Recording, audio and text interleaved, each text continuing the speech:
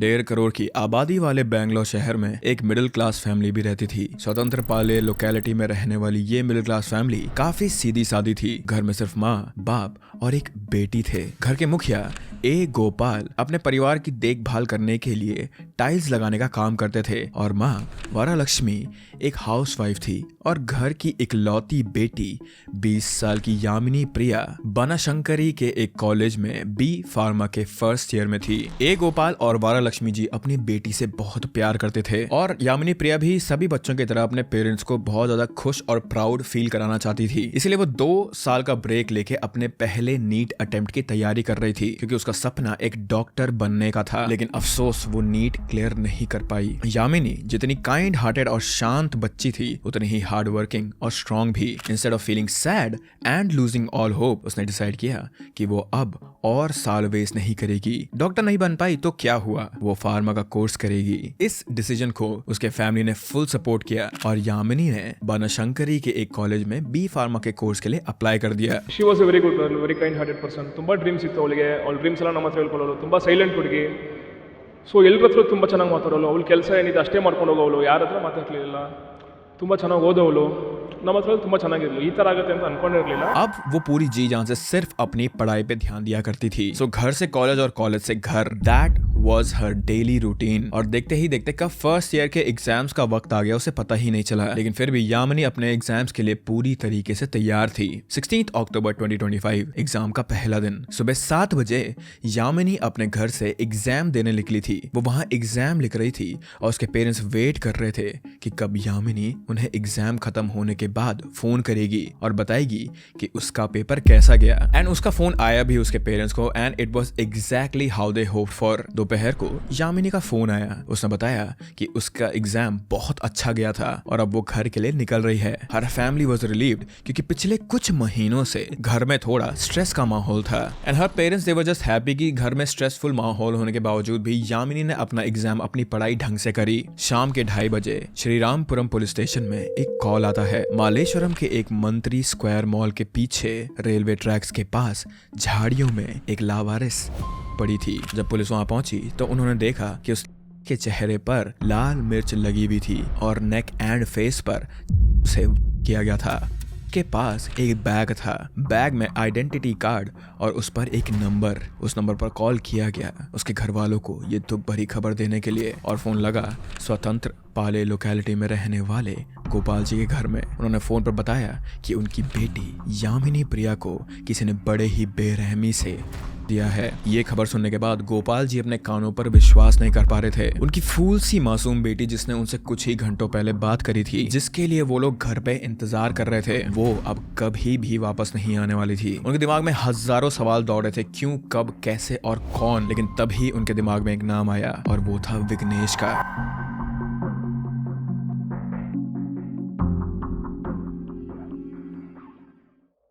विघ्नेश 28 साल का आदमी था। विघ्नेश यामिनी की लोकेलिटी में ही रहता था। इनफैक्ट विघ्नेश यामिनी के घर के ऑपोजिट वाले घर में रहता था। विघ्नेश एक अनएम्प्लॉयड आदमी था। दिस होल वाइल जब यामिनी का लक्ष्य उसकी डिग्री पर था, उसके मोहल्ले में रहने वाले विघ्नेश का लक्ष्य था यामिनी प्रिया को हासिल करना। और विघ्नेश के लिए यामिनी को हासिल करना अब एक ऑब्सेशन बन चुका था। पहले जो चीज एक क्रश से शुरू हुई थी वो अब एक जिद बन चुकी थी। यामिनी से बात करने के लिए विघ्नेश अलग अलग तरीके से कोशिश किया करता था, लेकिन अब वो और वेट नहीं कर सकता था। He wanted to marry her। इसीलिए कारागा फेस्टिवल के दिन उसने यामिनी को एक साड़ी और कुमकुम गिफ्ट करने की कोशिश की। साड़ी और कुमकुम देना एक ट्रेडिशनल कस्टम है, इसका मतलब होता है कि कोई आपको शादी के लिए प्रपोजल दे रहा है। यामिनी उसके इस गिफ्ट से इतनी शॉक में चली गई थी कि उसे समझ नहीं आया कि वो क्या करे। वो बिना कुछ बोले वहां से तुरंत अपने घर भागकर चली गई और अपने पेरेंट्स को उसने सब कुछ बता दिया। लेकिन सिर्फ यामिनी और उसका परिवार ही नहीं, बल्कि विघ्नेश का खुद का परिवार उससे और उसकी इन हरकतों से अब तंग आ चुके थे, क्योंकि वो सिर्फ एक ही रट लगाए रहता था कि अगर वो शादी करेगा तो सिर्फ यामिनी से करेगा। विघ्नेश के इस बर्ताव को once and for all stop करने के लिए अप्रैल 2024 में उसका परिवार यामिनी के घर पहुंच गया मैरिज प्रपोजल लेकर। But like any other parents who love there daughter and respect there decision, Yamini के पेरेंट्स ने बिना कोई वक्त बर्बाद करे विघ्नेश के पेरेंट्स को, विघ्नेश के परिवार वालों को इस चीज के लिए, इस प्रपोजल के लिए रिजेक्ट कर दिया। नाउ ये चीज करने के बाद यामिनी के परिवार वालों को ये लगा होगा कि अब फाइनली हमने परिवार को भी मना कर दिया तो शायद से अब विघ्नेश हमारी बेटी का पीछा छोड़ देगा, लेकिन it was about to get worse, क्योंकि विघ्नेश ने यामिनी को परेशान करना नहीं छोड़ा। विघ्नेश उसका करता, यामिनी पर ध्यान रखता, वो उससे बात करने की कोशिश करता और इतने हद तक वो ये सारी चीजें करा था कि ये अब एक थी और सिचुएशन इतनी ज्यादा खराब हो गई थी कि यामिनी के पिता उसे रोज कॉलेज छोड़ने जाया करते थे। विघ्नेश एक 28 साल का लड़का एक 20 साल की लड़की के पीछे इतना ज्यादा हाथ धोकर पड़ गया था। It's just so disgusting to even think about that thing. I don't know कि लड़के ये चीज कब समझेंगे कि जब एक लड़की मना कर देती है किस चीज के लिए, सो दैट इज इट, क्योंकि उसके बाद कोई इफ्स एंड बट्स नहीं होते हैं, कोई पॉसिबिलिटी नहीं होती है जब एक लड़की तुम्हें ना कर दे तो। And I know this thing कि मूवीज में लड़की की ना में हाँ होती है, लेकिन रियल लाइफ में ऐसा कुछ नहीं होता है, ना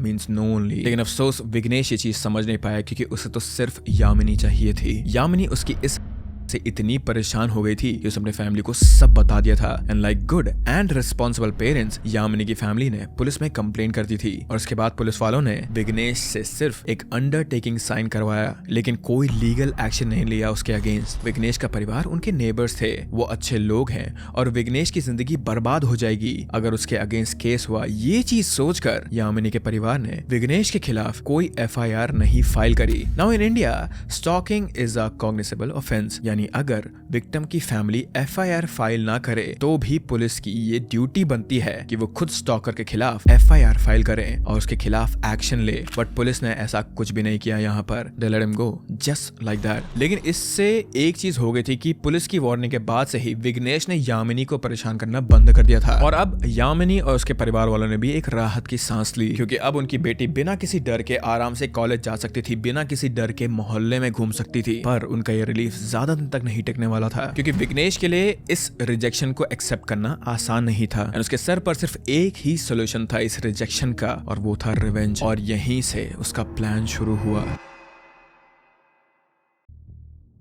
पहले तो विघ्नेश अकेला ही यामिनी के पीछे पड़ा था, लेकिन इस बार उसके प्लान में कुछ और लोग भी शामिल थे। विघ्नेश ने एक व्हाट्सएप ग्रुप बनाया था मिशन यामिनी प्रिया के नाम से, जिसमें उसने उन लोगों को ऐड किया जो उसे यामिनी की दिनचर्या की डिटेल्स दे सकें। वो कितने बजे कॉलेज जाती है, वहां से कहां जाती है और क्या क्या करती है, हर एक चीज के बारे में विघ्नेश को पता होता था इस व्हाट्सएप ग्रुप के थ्रू। विघ्नेश को ऑलमोस्ट एक मास्टरमाइंड जैसी फीलिंग आ रही होगी, कैसे उसने इतनी आसानी से ये सब कुछ कर लिया था, कितनी आसानी से बस ऐसे ही उसे यामिनी के हर एक एक्शन के बारे में पता होता था। That is just some other level of stalking and so creepy to think about। 16 अक्टूबर का दिन विघ्नेश के प्लान को एग्जीक्यूट करने का बेस्ट डे था। उस दिन यामिनी अकेले कॉलेज से घर आ रही थी। मंत्री स्क्वायर मॉल के पीछे रेलवे ट्रैक्स के रास्ते से वो अपने घर की तरफ चल रही थी। एंड यामिनी को इस के बारे में बिल्कुल कुछ नहीं पता होगा, वो इस चीज से अनजान होगी उस समय पर, क्योंकि उसे ये लग रहा होगा कि अब तो विघ्नेश मेरे पीछे नहीं पड़ा है, मैं एक बिना किसी रोक टोक के, बिना किसी टेंशन के अपने लाइफ के गोल्स की तरफ जा सकती हूँ। लिटिल डिड शी नो कि विघ्नेश वहाँ अपने एक दोस्त हरीश, जो कि खुद 30 साल का एक डेली वेजर था, उसके साथ आया था।